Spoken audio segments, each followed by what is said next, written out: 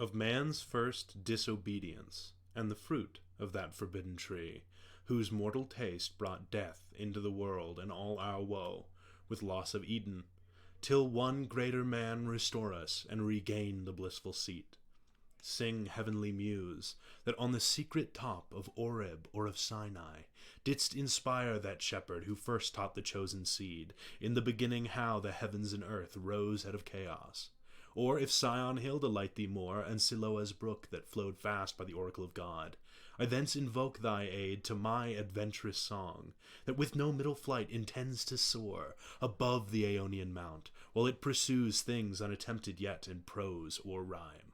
And chiefly thou, O Spirit, that dost prefer before all temples the upright heart and pure, instruct me, for thou knowest. Thou from the first wast present, and with mighty wings outspread, dove-like satst brooding on the vast abyss, and madest it pregnant. What in me is dark illumine, what is low raise and support, that to the height of this great argument I may assert eternal providence, and justify the ways of God to men. Say first, for heaven hides nothing from thy view, nor the deep tract of hell. Say first, what cause moved our grandparents in that happy state, favored of heaven so highly, to fall off from their Creator, and transgress his will for one restraint, lords of the world besides? Who first seduced them to that foul revolt? The infernal serpent. He it was whose guile, stirred up with envy and revenge, deceived the mother of mankind. What time his pride had cast him out from heaven, with all his host of rebel angels, by whose aid aspiring to set himself in glory above his peers, he trusted to have equalled the Most High if he opposed, and with ambitious aim against the throne and monarchy of God, raised impious war in heaven, and battle proud with vain attempt. Him the almighty power hurled headlong flaming from the ethereal sky, with hideous ruin and combustion down to bottomless perdition, there to dwell in adamantine chains and penal fire, who durst defy the omnipotent to arms. 9 times the space that measures day and night to mortal men, he with his horrid crew lay vanquished, rolling in the fiery gulf, confounded though immortal. But his doom reserved him to more wrath. For now the thought both of lost happiness and lasting pain torments him. Round he throws his baleful eyes, that witnessed huge affliction and dismay, mixed with obdurate pride and steadfast hate. At once, as far as angels can, he views the dismal situation, waste and wild, a dungeon horrible on all sides round, as one great furnace flamed, yet from those flames no light, but rather darkness visible, served only to discover sights of woe, regions of sorrow, doleful shades where peace and rest can never dwell. Hope never comes that comes to all, but torture without end still urges in a fiery deluge fed with ever-burning sulfur unconsumed. Such place eternal justice had prepared for those rebellious. Here their prison ordained in utter darkness, and their portion set as far removed from God and light of heaven as from the center thrice to the utmost pole. Oh, how unlike the place from whence they fell! There the companions of his fall, o'erwhelmed with floods and whirlwinds of tempestuous fire, he soon discerns, and weltering by his side, one next himself in power, and next in crime, long after known in Palestine, and named Beelzebub, to whom the arch-enemy and thence in heaven called Satan, with bold words breaking the horrid silence, thus began. If thou beest he, but oh, how fallen! How changed from him who in the happy realms of light, clothed with transcendent brightness, didst outshine myriads though bright. If he whom mutual league united, thoughts and counsels, equal hope and hazard in the glorious enterprise, joined with me once, now misery hath joined in equal ruin. Into what pit thou seest, from what height fallen, so much the stronger proved he with his thunder, and till then who knew the force of those dire arms? Yet not for those, nor what the potent victor in his rage can else inflict, do I repent or change, though changed in outward luster. That fixed mind and high disdain from sense of injured merit, that with the mightiest raised me to contend, and to the fierce contention brought along innumerable force of spirits armed, that durst dislike his reign and me preferring.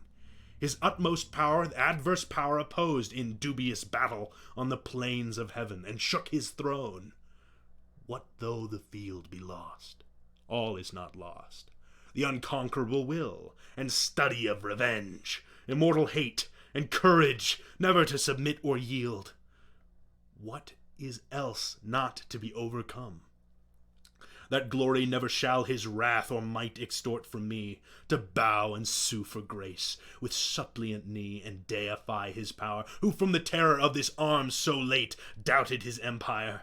That were low indeed, that were an ignominy and shame beneath this downfall. Since by fate the strength of gods in this imperial substance cannot fail, since through experience of this great event, in arms not worse, and foresight much advanced, we may, with more successful hope, resolve to wage, by force or guile, eternal war, irreconcilable to our grand foe, who now triumphs, and in the excess of joy sole reigning, holds the tyranny of heaven.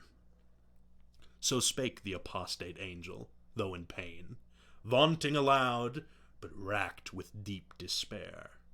And him thus answered soon his bold compeer, O Prince, O chief of many throned powers, that led the embattled seraphim to war under thy conduct, and in dreadful deeds fearless, endangered heaven's perpetual king, and put to proof his high supremacy, whether upheld by strength, or chance, or fate. Too well I see and rue the dire event, that with sad overthrow and foul defeat has lost us heaven, and all this mighty host in horrible destruction laid thus low, as far as gods and heavenly essences can perish. For the mind and spirit remains invincible, and vigor soon returns, though all our glory extinct, and happy state here swallowed up in endless misery.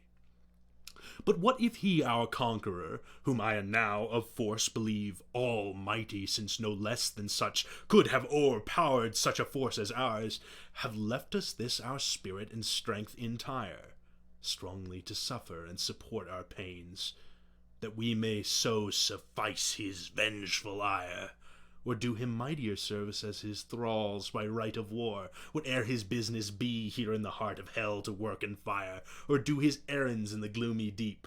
What can it then avail, though yet we feel strength undiminished, or eternal being to undergo eternal punishment? Whereto, with speedy words, the archfiend replied, Fallen cherub, to be weak is miserable, doing or suffering, but of this be sure, to do aught good never will be our task, but ever to do ill our sole delight, as being the contrary to his high will, whom we resist. If then his providence out of our evil seek to bring forth good, our labor must be to pervert that end, and out of good still to find means of evil, which ofttimes may succeed, so as perhaps shall grieve him, if I fail not, and disturb his inmost counsels from their destined aim. But see, the angry victor hath recalled his ministers of vengeance and pursuit back to the gates of heaven. The sulphurous hail, shot after us in storm, o'erblown, hath laid the fiery surge that from the precipice of heaven received us falling, and the thunder, winged with red lightning and impetuous rage, perhaps hath spent his shafts, and ceases now to bellow through the vast and boundless deep. Let us not slip the occasion, whether scorn or satiate fury yield it from our foe.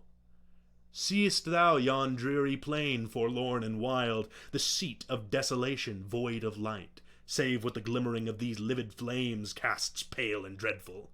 Thither let us tend from off the tossing of these fiery waves, their rest, if any rest can harbor there, and reassembling our afflicted powers, consult how we may henceforth most offend our enemy, our own loss how repair, how overcome this dire calamity, what reinforcements we may gain from hope, if not, what resolution from despair.